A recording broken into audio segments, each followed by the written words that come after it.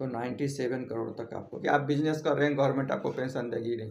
तो मेरा सभी व्यूअर्स से रिक्वेस्ट है कि यदि आप अपना गोल बताते हैं और गोल के साथ साथ 5 ऐसे व्यक्ति, स्त्री या पुरुष का नाम बताते हैं जिसे को आप आइडियल मानते हैं और उसको फॉलो करते हैं, तो उस बेस पे हमारा एनजीओ हम आपको 1 लाख तक का इनाम दे सकते हैं। और दूसरा चीज़ ये है कि आप अपने एरिया का अच्छा नेता हैं, अच्छा लीडर हैं, अच्छा भाई हैं। अगर आपका एरिया में चलता है कि आप बोलते हैं कि नहीं हम एरिया का बड़ा आदमी है, तो आप केवल गली के विकास का रिस्पॉन्सिबिलिटी ले लीजिए। गली का विकास का मतलब गली के लोगों का डेवलपमेंट का रिस्पॉन्सिबिलिटी ले लीजिए। ऐसा बोलिए कि नहीं मैं इस गली का सबसे बड़ा आदमी हूँ और मेरा रिस्पॉन्सिबिलिटी है इस गली के लोगों की विकास। तो आप जिस भी कंट्री में रहते हैं उस स्थिति में भी आपको 1 लाख तक का इनाम दिया जाए। हमारा उद्देश्य यही है कि हर लोगों का विकास हो, डेवलपमेंट हो, और उद्देश्य पूर्ण करने के लिए हमको मिलकर काम करना होगा। तो आइए मिलकर देश को बढ़ाएं, अपने अपने देश को बढ़ाएं, अपने समाज को बढ़ाएं। हमारा यही उद्देश्य है। थैंक यू दोस्तों, नमस्कार। आज हम आलू के होलसेल बिजनेस के बारे में बताएंगे। आपको कहाँ खरीदना है, कब खरीदना है, कैसे बेचना है, और उस बिजनेस से जो कमा रहे हैं उसको डबल कैसे करना है, और 10 टाइम कैसे करना है। यदि आपको आलू का होलसेल बिजनेस करना है तो आपको आलू के बारे में समझना होगा, उसके भाव को समझना होगा, क्योंकि वो मौसम के हिसाब से, टाइम के हिसाब से अप डाउन होता है। तो पहले नंबर की आपको जो भी आलू आप खरीद रहे हैं किसान से खरीदें। आप जहाँ भी रहते हैं वहाँ के किसान से संपर्क कीजिए। मान लीजिए आप इंडिया में रहते हैं तो इंडिया में यूपी में ज़्यादा होता है तो वहाँ पे लोकल किसान से खरीद लीजिए, नहीं तो वहाँ का लोकल जो मंडी है जिसमें भाव अच्छा मिलता है वहाँ से खरीद लीजिए। और चूँकि आप जब परचेज करते हैं तो उसको स्टोरेज भी करना पड़ेगा, क्योंकि सेल करने के बीच में स्टोरेज आता है, और स्टोरेज के लिए आप अच्छे कोल्ड स्टोरेज को चुन लीजिए। वहाँ पे कोल्ड स्टोरेज आपका माल स्टोर करने के लिए कुछ पैसा लेता है। अलग अलग देशों में अलग अलग भाव होगा। 100 रुपया, 200, 300, 400, यही 200 के अप्रोक्स रहता है। तो इस जब आप स्टोरेज कर देते हैं तो कोल्ड स्टोरेज से भी बात कर सकते हैं कि सर यदि इसका भाव बढ़ता है इस मंथ में, हम आप सेल करना चाहते हैं तो आपके थ्रू भी सेल कर सकते हैं। तो कोल्ड स्टोरेज वाला कुछ कमीशन लेकर, पैसा लेकर आपका माल वहीं का वहीं सेल कर देता है। दूसरी बात यह है कि आप अपने बाज़ार में जो रिटेलर है आप उससे संपर्क कर लीजिए। उसको एक कांस्टेंट प्राइस बताइए कि हम इस प्राइस पे आपको कंटिन्यू देंगे और मार्केट भाव से कम देंगे। तो चूंकि आप किसान से ले रहे हैं तो आपको मार्जिन अच्छा ही मिलेगा, और चूंकि ये रेगुलर चलने वाला बिजनेस है तो आपको कोई दिक्कत ही नहीं है। और अन्य बिजनेस जैसा तो है नहीं कि मोबाइल ले लिए 2 साल फिर लेना नहीं है।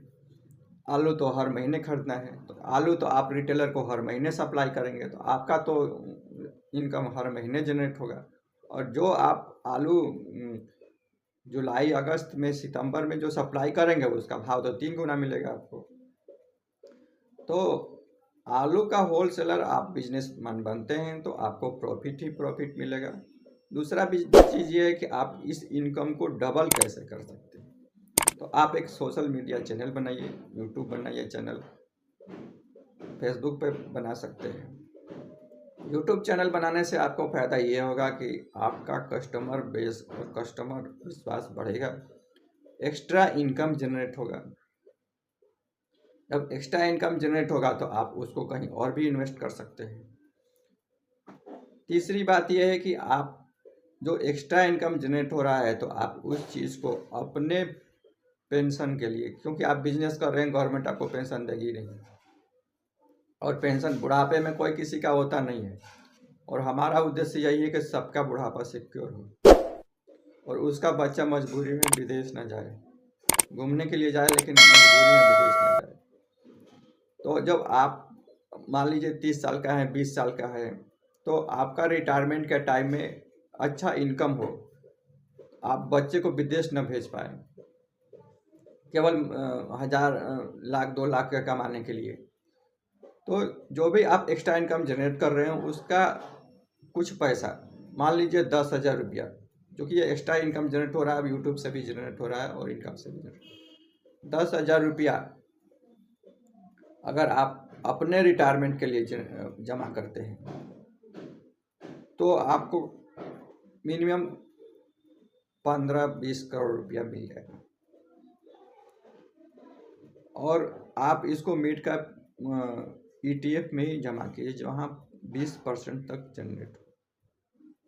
20% के हिसाब से अगर देखा जाए तो आपका 10,000 40 साल में, अगर आप 20 साल के हैं 40 साल के लिए जमा करते हैं तो 97 करोड़ तक आपको मिलेगा। 97 करोड़ नहीं मिलता है तो 50 करोड़ मिलेगा, 50 करोड़ भी नहीं मिलता है तो 20 करोड़ मिलेगा, 20 करोड़ भी नहीं मिलता है तो 10 करोड़ तो मिलेगा। 10 करोड़ भी रुपया मिलता है तो क्या दिक्कत है, 5 करोड़ भी मिलता है तो क्या दिक्कत है। जिसके पास 5 करोड़ 10 करोड़ रुपया रिटायरमेंट के टाइम रहेगा तो 10 करोड़ रुपया अगर आप फिक्स डिपॉजिट कर देते हैं तो 7% के हिसाब से बैंक रिटर्न देती है, उसको डिवाइडेड 12 कर दीजिए तो आपका तो 5 लाख रुपया तो पेंशन हो गया।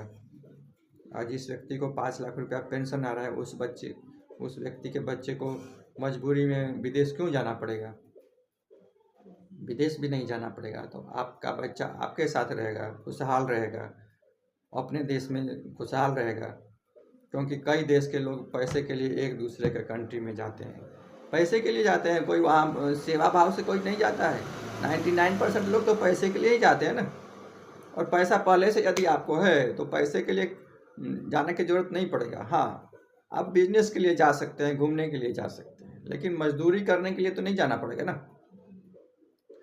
दूसरी बात यह है कि आप बोलेंगे कि इन्वेस्टमेंट तो मार्केट पे डिपेंड करता है। हाँ, रिस्क है, रिटर्न डिपेंड करता है आप किस सरकार को कैसे वोट करते हैं। आप यदि डेवलपमेंट पे वोट करेंगे तो आपकी सरकार अच्छा ही काम करेगी। और डेवलपमेंट तभी होगा जब अच्छा एजुकेशन मिलेगा। और दूसरा नंबर, आपके यहाँ पॉपुलेशन कंट्रोल है, क्योंकि दुनिया की आबादी 1950 में लगभग 250 करोड़ थी, 250 करोड़, और 2024 में लगभग 800 करोड़। 75 साल में 3 गुना से ज़्यादा, और अगले 75 साल में फिर 3 गुना नहीं बढ़ेगा।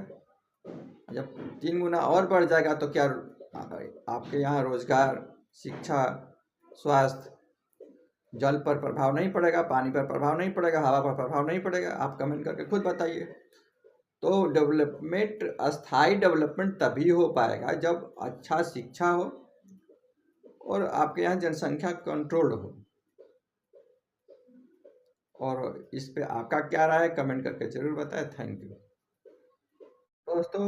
वीडियो में बताई गई सारी जानकारियाँ मेरी पर्सनल राय है और मैं किसी भी विषय का एक्सपर्ट नहीं हूँ, इसलिए आप किसी भी एक्सपर्ट से एडवाइस लेके ही किसी निर्णय पर पहुँचे, क्योंकि किसी भी प्रकार की लाभ या हानि का जिम्मेदारी आपकी ही रहेगी।